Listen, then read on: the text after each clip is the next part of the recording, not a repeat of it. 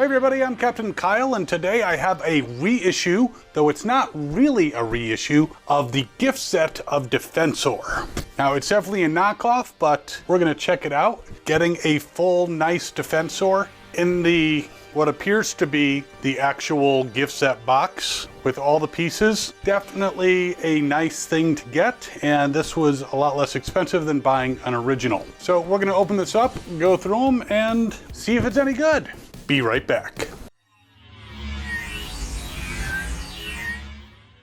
Now the packaging, first of all, I want to discuss. It does look like the gift set of Defensor.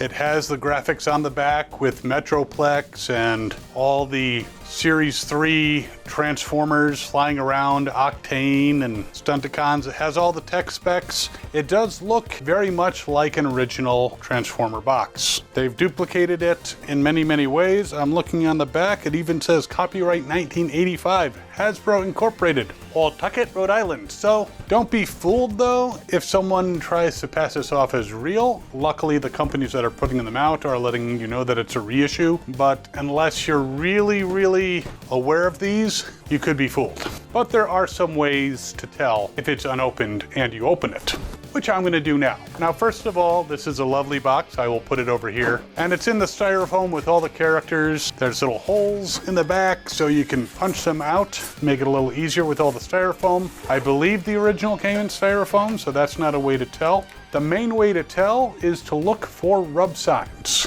Now, with a lot of these reissue knockoffs, they include the rub signs, but not actually on the box. So I will admit, I already took these out. I wanted to add the stickers so the box would look good for you guys. And they did have small rub sign stickers. One of them I dropped and it stuck to my toe. That was a little concerning, but I got it off and onto the box. So they actually, at this point, look pretty legit as originals. Though for their age, there's no yellowing, so there's still signs. A lot of times you can tell because they don't put the factory stickers necessarily on these guys, but I don't think they had a ton of factory stickers to begin with. And if they did, I'm not sure where they are. But again, just be aware that there are these reissue sets out there. So if someone tries to give you a great deal on a Defensor or Superion or Computron or Bruticus gift set, wonder about it a little bit. You know, if there are some other indicators that I'm not aware of and you are, please let me know. But it does have the instruction book. The instruction book looks legit. So I don't think you're going to be able to tell from that. And I don't know if, since I did not have an original, because I actually bought them all separately way back in the day meaning in the days of G1. So I'm not sure what it's supposed to look like in the gift set. This looks legit to me though, and I imagine it is pretty legit looking. I'm going to take out Hotspot's / Defensor's guns, his hip shield, his chest shield, feet, and we'll get the bots out too. And we'll go through them and see how quality they are. It is a good alternative to high eBay prices and vintage stuff, but just be aware of what you have and don't try to cheat people. The originals, they have a nostalgic quality to them. Maybe it's too much of a replica because it's hard to get anything out of this thing. So here's everything in the box removed. It's got all the accessories. It's, again, very hard to tell these reissues from the originals just by looking at them. You really need to handle them. And even then, I have a feeling it's going to be difficult to tell. I did add the rub signs and the stickers, so they look pretty nice. We'll go through each character and check out the quality. But the heft and feel of them, they feel like genuine G1 articles. I did notice on mine there's a little bit of a flaw on the front windshield of Hotspot, but I'm not going to complain about that. We'll put the Defensor parts aside. Now, Defensor being one of the rare G1 Autobots that actually has the head built into the Transformers and not as a separate device. I think there might have been some Japanese ones that had a similar gimmick, but I can't be 100% sure. We even have the repair arms for the Hotspot repair bag. So we'll start out with first aid. First aid there is in ambulance mode. The wheels squeak. I'm pretty sure the originals squeaked too. Pretty solid. Now he does come with a gun that plugs into the hole in the back of the vehicle mode. That hole is also part of the transformation into Defensor. But it's interesting seeing a robot in disguise with a huge cannon attached to him, so I would say that's something he doesn't pull out normally. In fact, In the cartoon, he was known to be a pacifist. In fact, at one point, the Protectobots let him not participate because of his beliefs, and he left poor Defensor with one arm. But apparently that didn't make it into the toy itself. He may prefer peace, but he's outfitted for war. His tech spec, which is based on the character profile written by Bob Budiansky, has nothing to do with him being a pacifist. He doesn't like to see machines in pain, so you could kind of say maybe he would prefer to not cause pain, so you could make that leap. Not that much of a leap. But let's check him out in robot mode. Now, transforming him, the joints feel perfectly fine. Stiff, something you'd expect from a brand new toy coming out of a box. Obviously, I don't need to really refer to any instructions for transforming these guys since I've had them many, many years ago. And it's coming back to me. It's coming back to me. So there he is. Again, with a lot of the G1 Transformers, especially the smaller ones, not a lot of posability. Can't really do much with his legs. They're kind of a solid block. You can move his arms forward and up and down. You can slightly bow. That's not supposed to be the case. But still, overall, he's a good figure. I did notice that, and I'm not sure if it was on this one, but some of the stickers didn't seem exactly reproductions of the original, so that might be a way to tell, but you'd really have to look closely in order to tell the difference. But quality-wise, he feels good. He doesn't feel fragile. He feels like the original. So first aid is good. Next we have Streetwise, who is a police car. Not as squeaky with the rolling about, but he does roll about. Feels again about the same as an original. Like first aid, he has a huge honkin' cannon. That was a little tough getting into his rear hole for Streetwise, but still pretty normal looking. Not normal looking for most cop cars to have these cannons on them, but again, normal looking for the character and the toy. I am noticing a tendency for the hood to pop up. It doesn't sit very well in the hands, but that could be the case with the original as well. It's a minor thing. It's been a while since I've had the original, so I'm not sure how tightly his fist gripped the hood down, but that's a very minor quibble.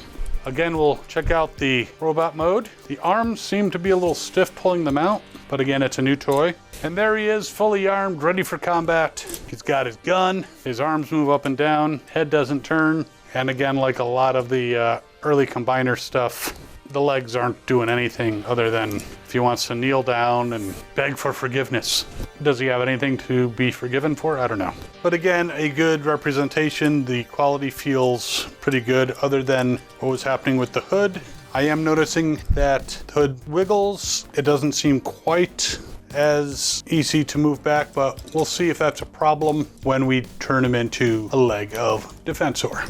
Here is Groove and proof that really they don't give a fuck at Hasbro as far as having any type of scale, because this is a huge motorcycle. It looks like something the Junkions would be riding. He does roll back and forth about as well as the G1 that I remember. He's got these two guns on the side so he can blast people. Doesn't look quite as out of place as a huge honking cannon, but he's a pretty cool motorcycle. Looks like something out of Chips, not potato chips, Chips the show. Go way back. Now I am noticing I put the Autobot symbol on here and I seem to have pushed it, but I fixed it. So the Autobot symbol on the bike is good. That could just be my bad. And it flew away. The stickers seem pretty good with the adhesive, so I can't fault it for that. I recently did a review on some miniature Seekers, and the stickers on those wanted to just fly away. These seem to be doing a pretty good job. I probably didn't push it all the way down when I first put it on, so probably my bad. Now getting the feet apart seems a little stiff, but again, brand new toy. Came apart without any breakage, popped into place, and there he is in robot mode. Now his gun seems pretty loose, so I'm not thrilled about that. I mean, if you really push it in there hard, it will stay, but if you tap it, it will fall out. So there's a minus for this guy. His gun doesn't want to stay very well in his hand. But again, minor quibble. Could either try to get a different groove gun or actually just try to thicken up the handle on this one, or just not tap it. Takes a few taps, so as long as you shove it in there all the way, groove is pretty good. He's got his groove on. Got his groove back. Blades is next, and Blades is a helicopter. I think you figured that out. And he has cannons that attach to the sides, which I'd be worried if a rescue helicopter was coming towards me with these big cannons on its side. What's it trying to rescue me from? King Kong? You can spin the propeller somewhat. These were never the best at propelling. He's got little wheels on, so he can kind of roll, but you're really just going to be going or similar bad sound effects with this guy. But again, feels decent. Let's get him into bot mode. Now, one thing, I don't think it's in the instructions, but what I usually try to do is put the V of the blades on either side of this canopy that opens, so he looks pretty good. The instructions kind of show that, but to do it the way that they show, it's really not possible. So again, I like putting the V of the blades on either side of the canopy. Now let's try this gun. I'm seeing it has a little bit of flash here, which I'm gonna just break away. But he seems to hold his gun fine. Again, posability, you can move the arms, pretty much it. You know, his legs, can't do anything with them. So Blades is in pretty good shape. Now for the leader. So here we have Hotspot, and he's driving around. Blue fire truck. Ladder extends as it should and turns. Rolls well enough. Tires feel like they're rubber, which is nice, not plastic. I don't know if there was a plastic wheeled version. Might have been. The majority of the G1 combiner leaders had a third mode, kind of like a battle station for Onslaught or a special launching ramp in the case of Silverbolt. Hotspot becomes like a repair bay type thing. And I have to admit, when I had the toy originally, I might have put him in that mode once. Now the repair bay mode actually uses parts of Defensor for whatever reason. And unlike some of the others, he doesn't come with a ramp, which is fine. Always kind of lost those things anyway. And since you do get the repair arms, you can attach those. You can repair first aid. Now the instructions show, and I, yes, had to refer to the instructions because I don't really put them in this mode, that you can take the guns and plug them in here, but that does not appear to be the case. I'm trying to plug them in. Yeah, they just fall apart. It's not the best alt mode for this particular guy. I would not use it. Very top heavy, has a tendency to flop forward. As you can see, I would probably at least put the ladder back, kind of act as a counterweight. And you can't really attach the guns. I have never tried to attach the guns with the original G1, so if you have the original G1, please let me know if they work with that. It could have been an option that Hasbro tried to use and the measurements just didn't come out. But otherwise, the repair bay mode looks like it should, and yeah, you'll probably never use it again. So now the robot mode, we'll put him in there and see how that is. The spring that allows you to spring up his head, springs. It has sprung. Guns fit fine. He is a little more posable than the others. His arms can go out to the sides, turn him out the shoulder. He doesn't have elbows, but again, you can go in various directions with him. The legs do separate, and yes, he can do a full Jean-Claude Van Damme, which he pretty much does to become a repair bay. He does not have knees to bend forward. He can do this really weird, yeah, that doesn't look healthy, thing with his legs. And they don't go forward or back, but at least they go off somewhat to the side. You can have him do a side kick. But a decent robot mode. Got the ladder coming down the back. Everything looks pretty normal. Again, the quality feels pretty much as I remember it. So if I didn't know this was a reissue knockoff, I might be fooled. So the individual bots so far, so good. But I know what you want. Protectobots merge into Defensor. Yeah, that sounded nothing like Hotspot. Well, let's do it. So I'm going with the classic configuration. As you're more than likely aware, these guys can be in different limbs if they want to. They're designed to be any limb that they want. In fact, in the Scramble City cartoon, there was even like, I think a Stunticon jumped onto Superior. It was a mess. But the normal standard configuration of Defensor puts Streetwise and Groove as the legs, which is kind of interesting because Groove is like a motorcycle. Again, scale does not affect such things in the Transformers universe. Obviously, there are size-changing Transformers, such as Megatron and Soundwave. It took a little bit of additional effort, but I got that out fine, so I can make Streetwise the left leg. Joints, again, are a little stiff, but everything seems to be going into place. I did have a little trouble putting blades in. His head seemed a little big, but then it popped in fine. Let's hope it comes out. Put me out of here! But there he is, Defensor. Definitely one of the more solid combiner bots from G1.